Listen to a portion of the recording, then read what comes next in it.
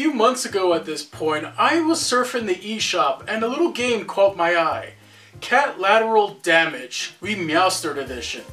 Now, besides being littered with cat puns, I figured I'd check this one out. Now, usually I tend to let a lot of eShop indie games get past me. This one in particular just caught my eye because, well, let's face it, it had cats. Now, are any of you cat owners? If you are, then I'm sure at some point in your life you looked at them and asked them, do you even know why you do the things you do? And with this game not getting much in terms of press, I decided to give it a look and make a video on it. Because let's face it, cats kick ass. And that's something I've come to realize ever since adopting this little brat a couple of years ago. Now, it's available on the PS4, Xbox One, I believe it's on Game Pass as we speak, and also the Nintendo Switch, which is the version I'm going to be taking a look at today. So is Catlateral Damage Remeowstered Edition worth dipping your paws into, or is this game better left in the litter box? Well, I'm so glad you asked, because I'm going to tell you. Catlateral Damage Remeowstered is an updated version of a game developed and published by ManicoWare back in 2015. This Remeowstered Edition also had Firehose Games as a supporting developer, with the main mastermind behind it all being Chris Chung. Dude is a fellow cat dad and an absolute genius if you ask me. I mean, where else can you take control of your typical house cat and unleash feline fury in a variety of locations? You see, the premise of the game is quite simple. Your cat left all alone to their own devices in various locations, vowing revenge on your human parents for whatever reason. Like, man, these cats are vindictive. And just like that, you're off to mess shit up. Like, seriously, go on. Have at it. Knock those books off that shelf. Tear up those curtains. Take down these photos of other cats. Pretty much everything you see around the environment can be interacted with and pretty much destroyed. Was that? You humans need toilet paper? Nah, they don't care. Forget them. You can even get high off the catnip. Smoke weed every day. Ride the Roomba! Oh, look, a T-Rex fossil. I'm just gonna, tap its toe real gently. Oh, God! Needless to say, there are a lot of things you can mess with in this quirky little game. And the game doesn't go out of its way to stop you. It wants you to have fun with it.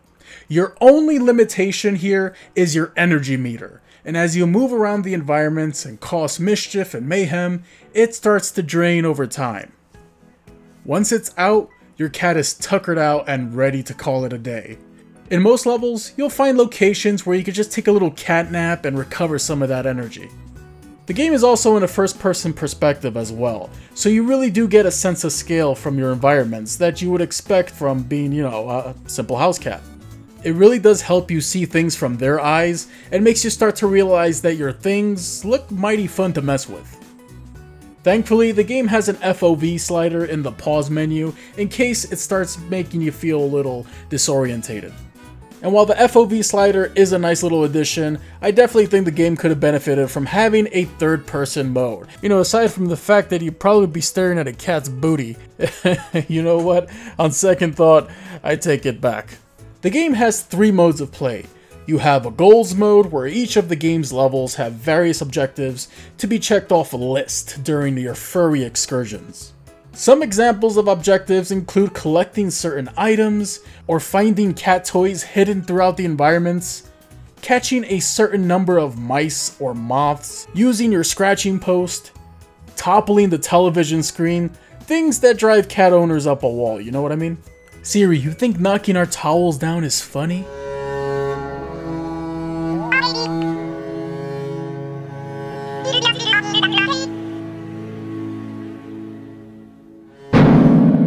At the end of the level, you'll be scored on how many things you messed up and the goals you completed. Your rewards will be bells, cat photos, and snacks. Snacks are like the main currency in this game. These snacks can also be used to unlock perks. The perk tree is made up to 4 different categories. Energy, where you can increase your stamina levels, recover more health from naps, and eating food.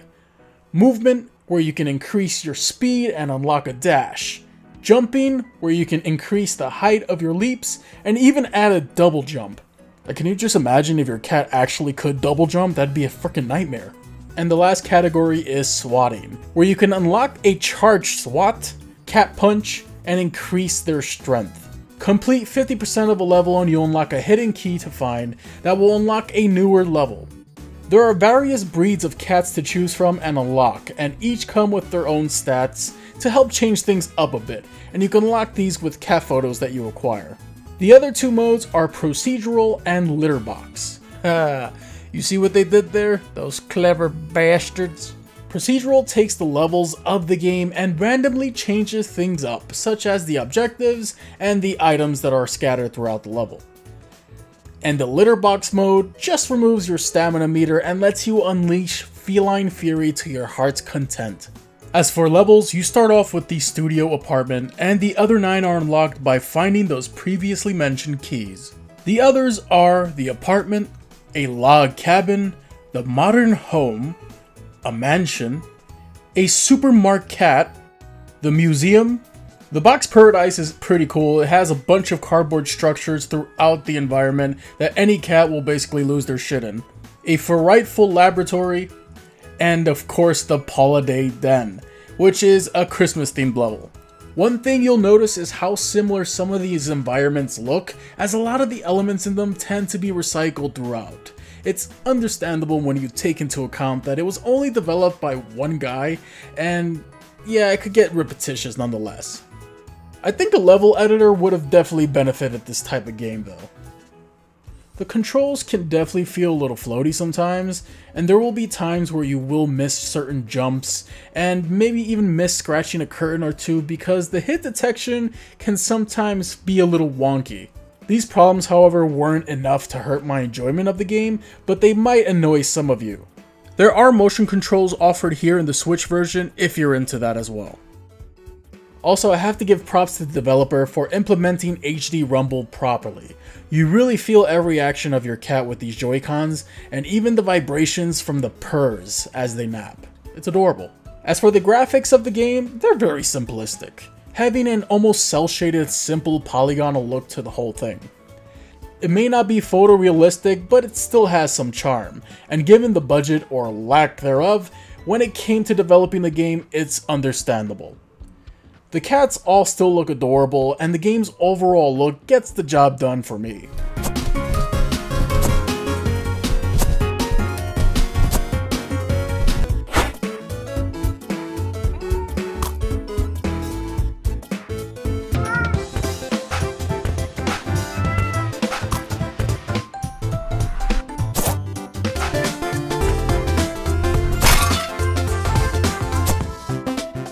And as for the sound design of Catlateral Damage, it definitely gets the job done, and the music in particular has a quirky, adventurous tone that definitely captures the mood of such a silly game.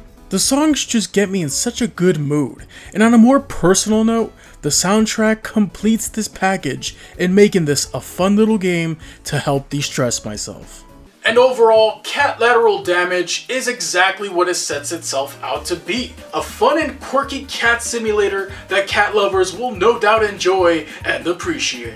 Sure, it can be a bit repetitive and overall mindless at times, but this is a simple pick up and play game that is best enjoyed in short bursts.